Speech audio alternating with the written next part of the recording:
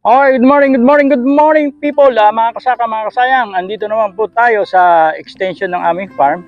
At pag-uusapan po natin yung kung paano tayo magbebenta o i-market ang lemongrass. Kaya lang, bago po tayo pumunta ron, ay pakita ko lang po muna sa inyo ang update ng aming mga halaman dito.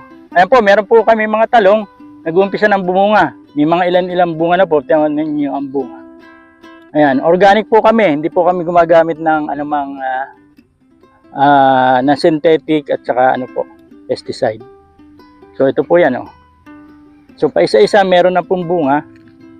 Ayan gaganda ng bunga. Tapos yan po yung luya, ayan malago na rin sila. Ayan.